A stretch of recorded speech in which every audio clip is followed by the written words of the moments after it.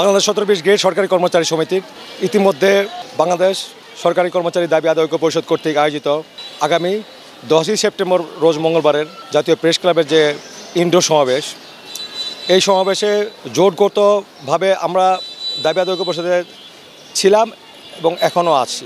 তো আগামী 10 তারিখের যে ইনডোর প্রোগ্রাম, এই প্রোগ্রামে 17-20 গ্রেড সরকারি কর্মচারী সমিতির যোগদানের বিষয়টি আজকে সিদ্ধান্ত হবে। আজকে ঢাকায় বাংলাদেশ 17-20 গ্রেড সরকারি কর্মচারী সমিতির কেন্দ্রীয় কমিটির সুযোগ্য সভাপতি জনাব রফিকুল আলম মহোদয় এবং স্থায়ী কমিটির সদস্যবৃন্দরা আমরা আজকে সভা করব এবং সবার পরে সিদ্ধান্ত হবে যে আমাদের আগামী 10 তারিখে আমাদের অবস্থান কী হবে।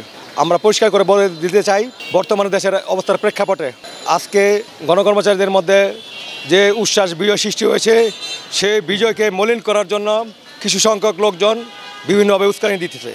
আমি 17-20 গ্রেড সরকারি কর্মচারী সমিতির কেন্দ্রীয় কমিটির নির্বাহী সভাপতি হিসাবে সমগ্র বাংলাদেশে 17-20 গ্রেড সরকারি কর্মচারীদের আহ্বান করব এই ধরনের উস্কানি থেকে সর্বত্র বিরত থাকার জন্য এবং পাশাপাশি বর্তমান অন্তর্বর্তীকালীন সরকারের সকল উন্নয়ন কাঠামোতে সরকারকে সর্বাত্মকভাবে স্ব প্রতিষ্ঠান থেকে সহায়তা করার জন্য আমি আহ্বান করছি। আমাদের মূল কথা ছিল যে সিদ্ধান্ত আজকে স্থায়ী কমিটির সভা হবে, স্থায়ী কমিটির সভা থেকে সিদ্ধান্ত নিয়ে আসবো যে আমরা 17-20 গত আগামী 10 তারিখের যে প্রোগ্রামটা আছে, এই প্রোগ্রামে আমাদের অবস্থান কী হবে, এটা আজকে পরিষ্কার হবে।